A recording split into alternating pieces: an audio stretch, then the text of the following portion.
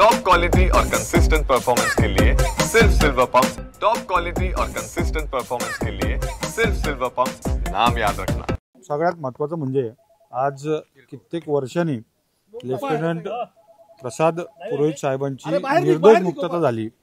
UPA सरकारने भगवा आतंकवाद हा जो काढला होता त्याला आज कुठे ना कुठेतरी सर्वोच्च न्यायालयाने फुलस्टॉप लावला आहे।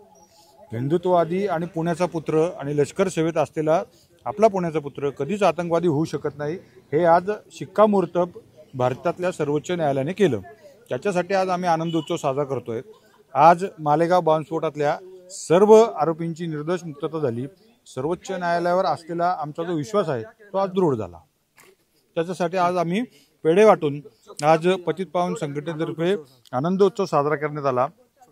आमचे प्रांताचे राजेशजी मोठे, पुणे शहराचे कामगार संघाचे सगळी आज या ठिकाणी उपस्थित झाले आणि आमच्या सर्वांच्या तर्फे भारतीय न्याय व्यवस्थेचं मनापासून आम्ही अभिनंदन करतो। काँग्रेसने अशी मागणी केलेली आहे, जशी मुंबई बॉम्बस्फोट मालिकेतली सगळी चौकशी झाली, सुप्रीम कोर्टात पुन्हा प्रयत्न होतात, तसे या सगळ्या प्रकरणाच्या संदर्भात आरोपींच्या विरोधात सरकारनं सुप्रीम कोर्टात जावं। काँग्रेसची सगळ्यात अगोदरची भूमिका भारतीय लष्कर सेनेवर त्यांना कधीच याच्या अगोदर विश्वास नव्हता।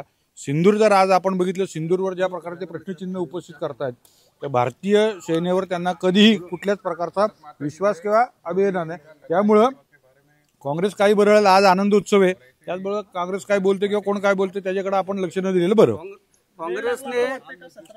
काँग्रेसने ज्यावेळी खोटे आरोप केले,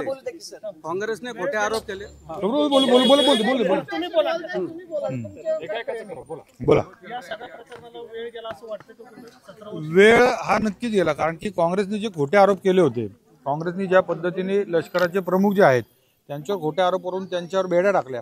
आता तुम्हाला खरं सांगतो 28 ऑक्टोबर 2008 ला त्यांना अटक झाली, पण ती अटक दाखवली गेली नाही।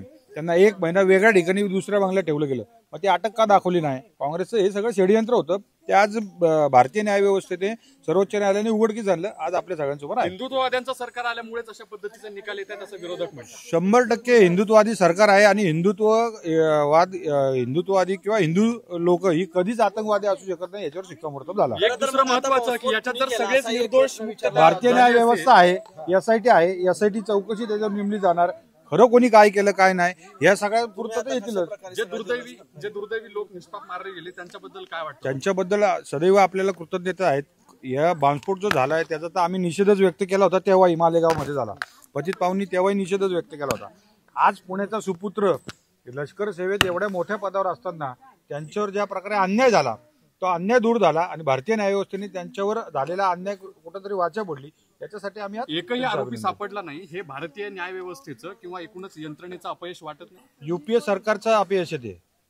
आपलं सरकार जेव्हा होतं मागच्या 11 वर्षात, आता ह्याच्या पुढे दिसेल 11 वर्षात एकही आरोपी एकही पुरावा सापडला नाही, 11 वर्षात एकही बॉम्बस्फोट झाला का? आरोपी सापडले नाही, त्याच्याबद्दल काय? त्याची चौकशी होईल म्हणून तर म्हणलं ना आम्ही, एसआयटी चौकशीची मागणी करणार। एकही पुरावा सापडत नाही तरी तुम्हाला काय सापडेल? आज आनंदोत्सव आहे त्याच्यामुळे सदर घटनेचा धागा धरून ज्यावेळी काँग्रेसने हे बोलायची डिरिंग केली की हा भगवा दहशतवाद आहे, परंतु एवढे आतंकवादी हमले झाले त्यावेळी प्रत्येक वेळी मुस्लिम धर्माची लोक पुढे आली, तर काँग्रेसने आता ही डिरिंग करावी की मुस्लिम दहशतवाद हा शब्द हा काँग्रेसने पुढे आणावा, ही आमची मागणी।